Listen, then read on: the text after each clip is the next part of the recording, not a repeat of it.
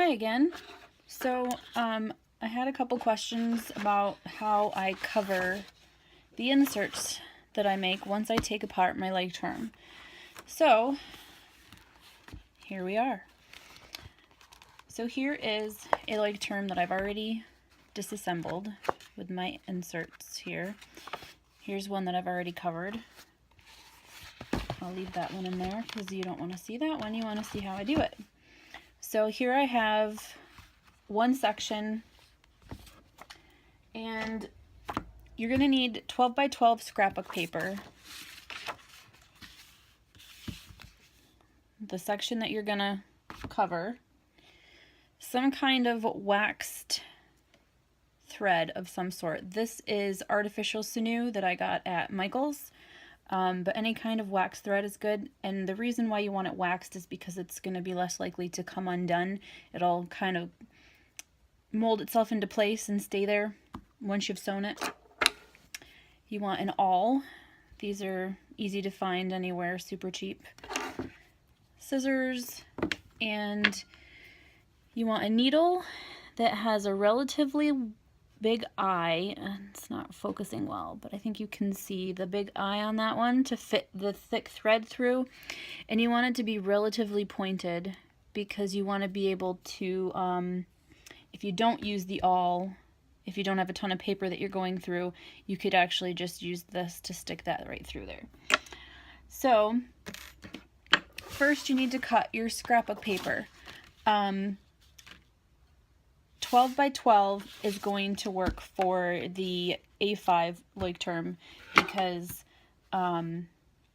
it's 6 inches this way, so, or just about.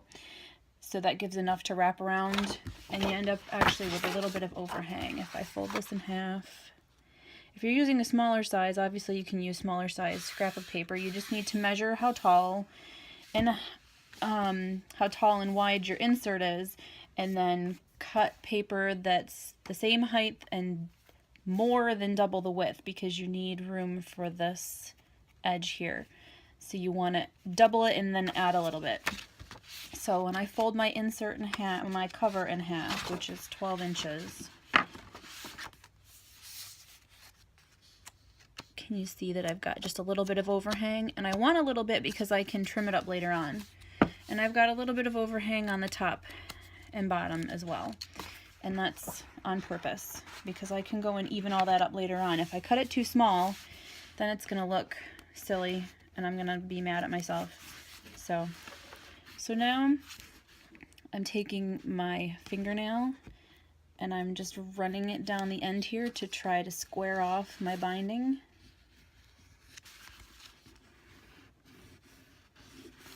Just because I'm picky and I want my cover to really hug my insert. So I just kind of do that to kind of square it up a little bit. So now you can see that that's a little bit squared off and it's really holding on well to the edge of my insert. So now, since I'm using two signatures, I don't want to go directly, I don't want to poke holes directly in the middle of them because it's not very sturdy there. It's not very strong because I'm going to be going in between the books, the paper. Instead, I'm going to go 2 or 3 pages before the end of the first one or 2 or 3 pages into the second one. So I just want to find where that is. All right, that looks good. So now I'm just going to hold that place with my finger. And I'm going to put it in my cover. Make sure that everything is lined up pretty good. And then I'm going to take my awl. And I'm not precise at all doing this. It's just for me, you know, so it doesn't need to be perfect. So I'm just going to poke several holes and see, I've just barely come out. I don't need to have a giant hole because my needle's not that big. So I'm going to poke 5 or 6 holes.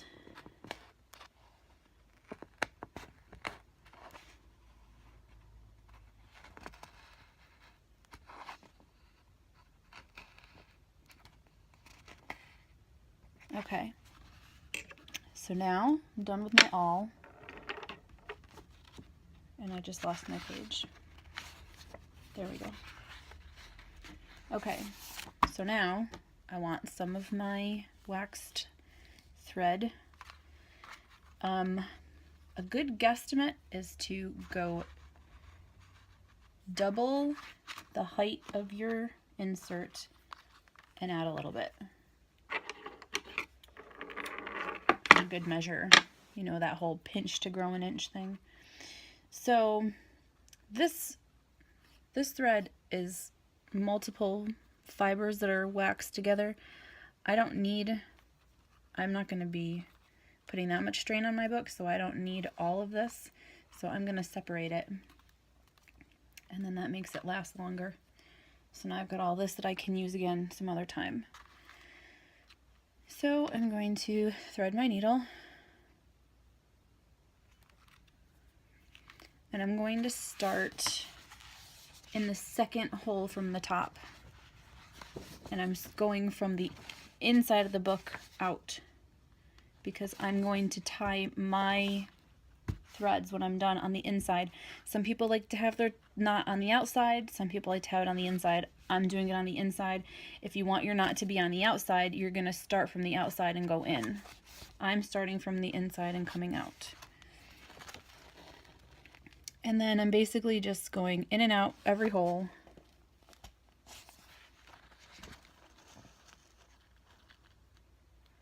Make sure you leave enough on the inside to tie off.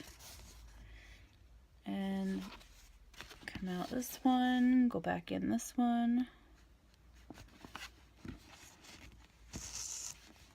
And then once you get to the bottom, you're going to work your way back up again. So see how there's no thread in this one? I'm just going to go back in this one. Come out this one. So when you're done, every single space the whole way up and down is going to have thread on it. And I probably don't need to do it this much. It's really not going to get that much abuse that I need to be that careful, but I just like to do it that way. It's just me. So I'm coming in the last one here at the top. And now, if you can see the inside, oops, I'm going to yank on these a little bit to make sure that they're good and tight and not slack anywhere. And you can check them out and see that there's no big gaps or loops. And then I'm going to tie it a couple times.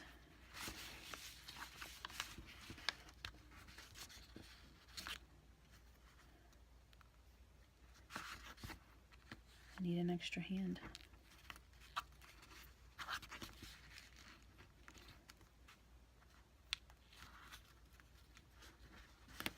There.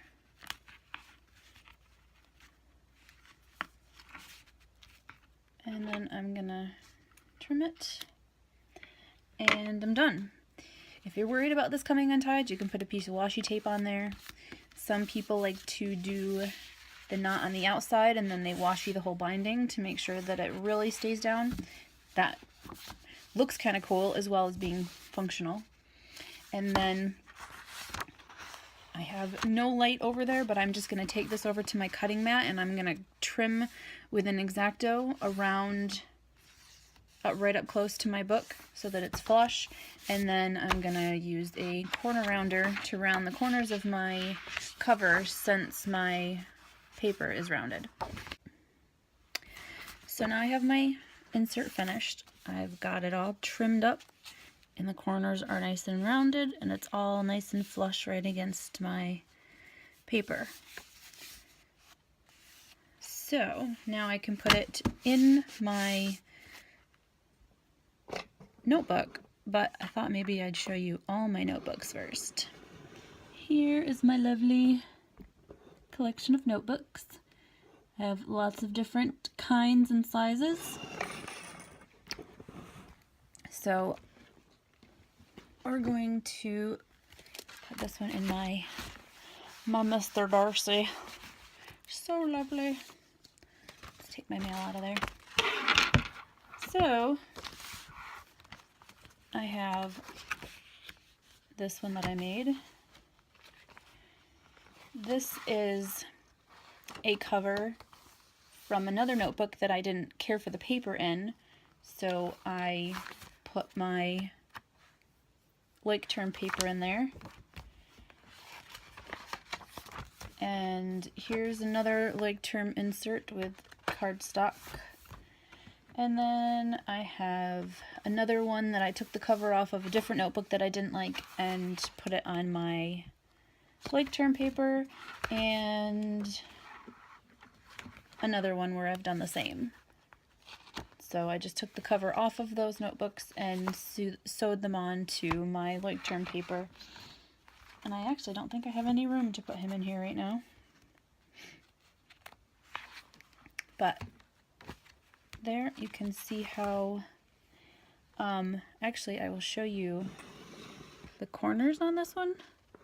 I used a 1/4 inch rounder on this corner, and it doesn't match my paper. I don't know if you can see that or not. Do you see how the paper is sticking out a little bit because the corner, it's not the same diameter? So that was how I found out that I needed to use an 1/8 inch corner rounder instead of a 1/4. Yeah, that's that. And then they just snug in like all the rest. Love a big notebook. Love it. But yeah, so there we go. Thanks for watching.